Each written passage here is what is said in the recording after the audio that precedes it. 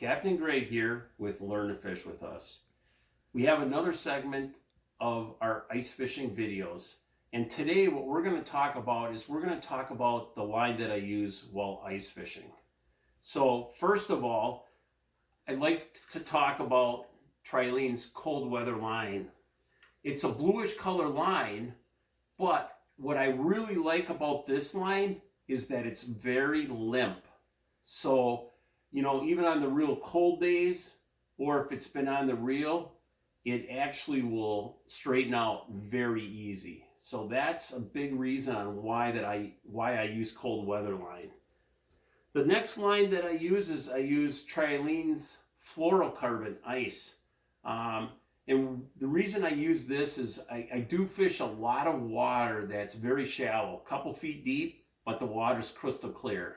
And what that does is it allows me to have line that is crystal clear and fish can't even see it at all. And so that's the reason that I'll actually use Trilene's micro ice. And finally, the other line that I like to use is Berkley's Fireline Micro Ice. And this is a no stretch line.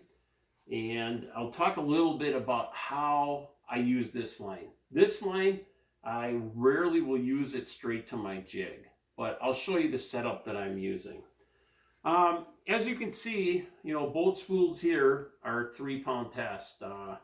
That just definitely seems to be the line poundage that I like to use when I'm ice fishing, because we do get some big gills. You'll have some big perch, crappies come by when we're pan fishing.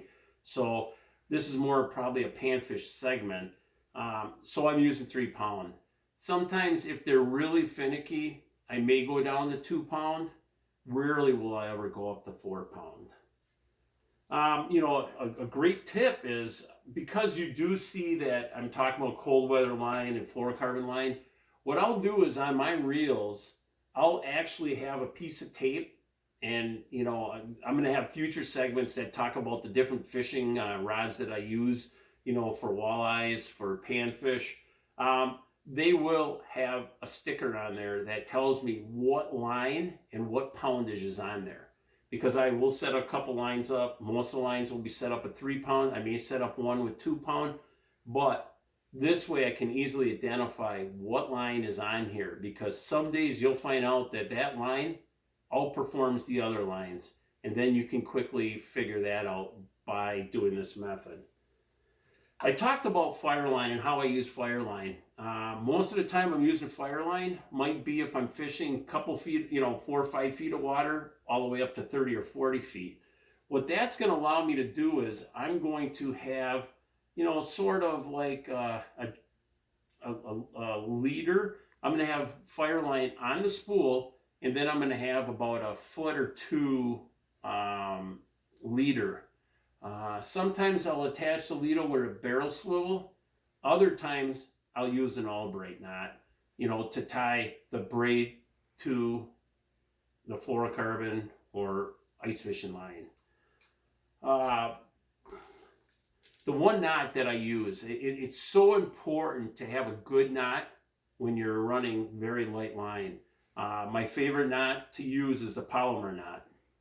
Sometimes my jigs may be small, that is very hard to thread the line through and then back.